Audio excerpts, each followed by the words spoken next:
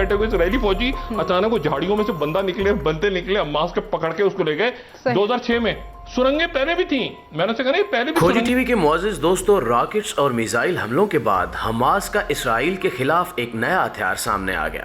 Nitin Yahoo اور اسرائیلی فوجیوں کو دن میں تارے نظر آنے لگے. حماس کے مسلسل حملوں سے اسرائیل کا بھاری جانی اور مالی نقصان ہو چکا ہے اور پورے اسرائیل کا نظام درہم برہم ہو کر رہ گیا ہے. تازہ ترین رپورٹس میں جو انکشافات کیے گئے انہوں نے دنیا بھر کو باور کروا دیا کہ اللہ کے شیروں سے پنگا لینا غیر مسلموں کے لیے کتنا مہلک ثابت ہو سکتا ہے. حماس نے ایسا کون سا داؤ کھیلا کہ اسرائیلی فورسز شدید خوف زدہ ہے، جبکہ حماس نے اسرائیل کو خبردار کیا ہے کہ وہ اگلے 48 گھنٹوں میں اسرائیل کو مزید تگڑا جواب دینے جا رہا ہے. اسرائیلی دفاعی ماہرین، حکومت اور فوج اس وقت شدید مشکلات کا شکار ہیں اور حماس کے نت نئے ہتھیاروں سے مقابلہ کرنے کی پوزیشن میں نہیں ہے. حماس نے اسرائیلی وزیراعظم کی جانب سے زمینی جنگ کے اعلان پر انڈر گراؤنڈ ہتھیار نصب کر دیے تھے جو اب اسرائیل کے لیے تباہ کن ثابت ہو رہے ہیں، اور وہ سرحد کو عبور کرنے سے قبل ہی ان ہتھیاروں کا نشانہ بن کر موت کو گلے لگا رہے ہیں. یہاں سوال یہ پیدا ہوتا ہے کہ ان ہتھیاروں کی خصوصیات کیا ہیں اور ان کی مدد سے کیسے حماس نے اسرائیل کو ناکوں چنے چبوائے. اس کی تفصیل شیئر کرنے سے قبل اسرائیلی فوجیوں کی جانب سے غزہ پر کیے جانے والے تازہ حملوں کا احوال جان لیتے ہیں. معزز ناظرین گرامی، بیت المقدس، غزہ اور مغربی کنارے کے مقبوضہ فلسطینی علاقوں پر لڑاکا طیاروں، بھاری توپ خانے اور جنگی ٹینکوں کی مدد سے اسرائیل کے وحشیانہ حملے 8ویں روز بھی جاری ہیں. فلسطینی شہداء کی تعداد 58 بچوں سمیت 250 سے بھی تجاوز کر گئی ہے. 1250 شہری زخمی ہیں. 750 گھر، 36 فلیٹس اور 63 سرکاری عمارات تباہ ہو چکی ہیں. گزشتہ روز اسرائیلی درندگی سے 50 فلسطینی شہید ہوئے. امریکہ اور مغربی ملکوں کی جانب سے اسرائیل کی کھلی حمایت اور عملی پشت پناہی کی بدولت سلامتی کونسل اور اسلامی تعاون تنظیم بھی صہیونی جارحیت کو رکوانے میں بری طرح ناکام ہو چکی ہے، اور اسرائیلی وزیر اعظم نے نہایت دیدہ دلیری سے اعلان کیا ہے کہ ہم جب تک چاہیں گے حملے جاری رکھیں گے. سلامتی کونسل کے اجلاس میں بعض رکن ممالک نے اپنی تقریروں میں اسرائیل کی مذمت کی اور مطالبہ کیا کہ وہ مقبوضہ فلسطینی علاقوں میں طاقت کے زور سے جغرافیائی تبدیلیاں لانے سے باز رہے، شہری آبادیوں پر بمباری بند کرنے اور فلسطینیوں کا قتل عام روکے.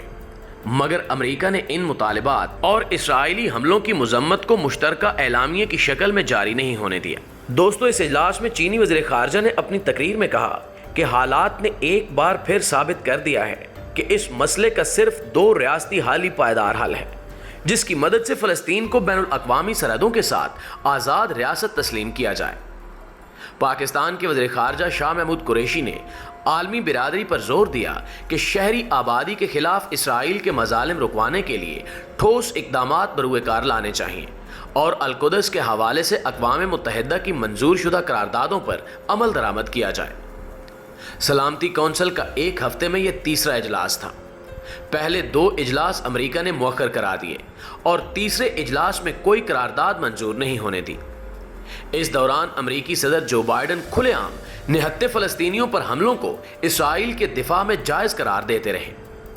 اسلامی تعاون تنظیم OIC نے فلسطین کے حق میں اور اسرائیلی مظالم کے خلاف قرارداد منظور کی، جس میں کہا گیا کہ القدس اور مشرق اقصی مسلم امہ کے لیے ریڈ لائن کی حیثیت رکھتی ہیں. اسرائیل ظالمانہ جنگ بند کرے اور حالات کو مزید بگاڑنے سے باز رہے. موجودہ حالات کا ذمہ دار اسرائیل کو ٹھہرایا گیا، مگر سوال یہ ہے کہ اگر اسرائیل نے مطالبات نہ مانے تو اسلامی ممالک کیا کر لیں گے. اس بارے میں کوئی ٹھوس لاہ عمل تجویز نہیں کیا گیا، جس کی مبصرین کے نزدیک بڑی وجہ اسلامی ممالک میں امریکی اثر و نفوذ کے علاوہ مغربی ملکوں کا تجارتی اور اقتصادی دباؤ ہے. یہی وجہ ہے کہ پاکستان، ایران اور ترکی نے حماس کی کھل کر مدد شروع کر دی ہے اور ایران کے راستے بھاری ہتھیار حماس تک پہنچا دیے گئے، جن کی تفصیل کھوجی ٹی وی پچھلی ویڈیوز میں بھی پیش کر چکا ہے. تاہم اب کی بار سامنے آنے والی ایک اور اہم خبر نے اسرائیل کے دفاعی سسٹم کی دھجیاں بکھیر کر رکھ دی ہیں اور اسرائیل کو اب تک کا سب سے بڑا جھٹکا لگ چکا ہے मुअज़्ज़िज़ नाज़रीन ग्रामी, Pakistani senior तज्ज़िया car doctor Shahid Masood ने गुज़श्ता रोज़ एक ऐसी खबर ब्रेक की जिसने हमास की दिफाई और जंगी हिकमत अमली को वाज़े करके रख दिया है।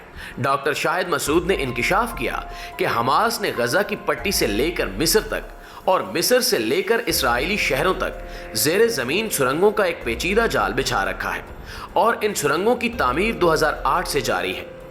ये सुरंगें इतनी पेचीदा हैं कि अच्छा भला इंसान भी इनको समझने से कासिर है। इन सुरंगों की मदद से हमास इसराइली फौजियों को कई बार यरगमाल बना चुका है और चंद साल कबल इस सुरंग की मदद से हमास के जंगजुओं ने एक इसराइली फौजी को अगवा किया था, जिसके बदले हमास ने 1000 फलस्तीनियों को इसराइली जेलों से रिहा करवाया। रहते बैठे हुए इसराइली फौजी अचानक वो झाड़ियों में से बनते निकले हमास के पकड़ के उसको ले गए। 2006 में गए थे, 2011 में उसको छोड़ा, 1000 फलस्तीनियों को रिहा करवा के एक कैदी को छोड़ा। अब की बार फिर से हमास ने अपने इस नए हथियार को इसराइल के खिलाफ इस्तेमाल करना शुरू कर दिया है। एक अहम खबर यह भी है कि हमास ने इन सुरंगों को एटमी बंकर्स के तौर पर भी इस्तेमाल करना शुरू कर दिया है, यानी कि गजा की मुस्लिम शहरी आबादी को इन सुरंगों में पनाह दी गई है, जहां 6 माह के राशन का पहले ही इंतजाम कर लिया गया है, जिससे साबित होता है कि हमास इस बार पूरी तैयारी के साथ मैदान में उतरा है और आने वाले दिनों में इसराइल को बड़े सरप्राइजेस मिलने जा रहे हैं। इसराइली मीडिया से आने वाली एक खबर के मुताबिक हमास की जानिब से खोदी जाने वाली इन सुरंगों में बारूदी मवाद भर दिया गया है और इसराइली सरहद से मुत्तसिल इन सुरंगों के फटने से यौमिया दर्जनों इसराइली कुत्ते जहन्नुम वासिल हो रहे हैं, मगर इसराइली मीडिया इस खबर को बाहर निकलने नहीं दे रहा। ताहम हमास की जानिब से इन खबरों को ब्रेक किया जा रहा है। सबसे अहम अमर यह है कि हमास की ज़ेरे ज़मीन सुरंगों का जाल इंतहाई वसी है और ये गजा की पट्टी से शुरू होता हुआ मिस्र तक जाता है, जबकि इन सुरंगों का एक सिरा ईरानी सरहदी हदूद में खुलता है। यही नहीं बल्कि ये खुफिया सुरंगें इसराइल के एक जंगल तक जाती हैं और उसी जंगल के रास्ते हमास के जंगजू इसराइल के खिलाफ कार्रवाइयां करते हैं।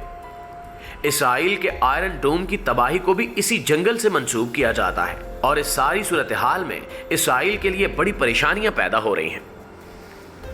नाज़रीन मोहतरम, हमास के सोशल मीडिया विंग की जानिब से यह भी बताया गया कि इस वक्त इसराइल सिर्फ और सिर्फ उन सुरंगों को तबाह करने के लिए गजा पर बमबारी कर रहा है, मगर इसराइल को इस बमबारी का नुकसान ज्यादा और फायदा कम हो रहा है, क्योंकि इसराइल को बैकअप के लिए मजीद मिसाइल खरीदने पड़ रहे हैं, जिससे मुल्की मईशत में बिगाड़ आ रहा है। दूसरी जानिब हमास इसराइल पर ताबड़तोड़ हमले कर रहा है, जिनको रोकने के लिए आयरन डोम अपनी तमाम तर बैटरियां इस्तेमाल करते हुए सभी मिसाइल दाग चुका है।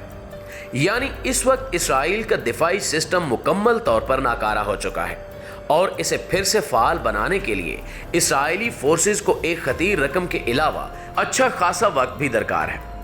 यानी सिचुएशन कुछ यूं है कि इसराइल इस वक्त जंग में शिकस्त खाता मालूम हो रहा है और हमास का पलड़ा आए दिन भारी हो रहा है, जबकि आलमी बिरादरी समेत इंसानियत का दर्द रखने वाले अफराद ने फलस्तीनियों के हक में नारे बुलंद करना शुरू कर दिए हैं और इसराइल पर दबाव बढ़ता चला जा रहा है कि वो अक़वाम मुत्तहिदा की करारदादों की रोशनी में फलस्तीनियों को उनका हक दे। पाकिस्तान, ईरान और तुर्की इस सारी सूरत हाल में जो किरदार अदा कर रहे हैं वो काबिल सताइश है और आने वाले दिनों में हालात फलस्तीनियों के हक में होते हुए मालूम हो रहे हैं। तवक्को की जानी चाहिए कि खैर की कुव्वतें बिलाखिर शर की ताकतों पर गालिब आएंगी और अर्ज़ फ़लस्तीन का अलमिया जल्द खत्म होगा इंशाअल्लाह ताला। जी तो मुअज़्ज़िज़ दोस्तों, आज की वीडियो में बस इतना ही। हमेशा की तरह आपकी राय आज की इस वीडियो के बारे में क्या कहती है कमेंट करके हमें भी ज़रूर बताइएगा। वीडियो अच्छी लगे तो इसे लाइक करते हुए अपने दीगर दोस्तों के साथ भी शेयर कर दीजिए। इंशाअल्लाह आपसे मुलाकात होती है अगली वीडियो में। तब तक अपना और अपने प्यारों का ढेर सारा ख्याल रखिएगा। अल्लाह निगहबान।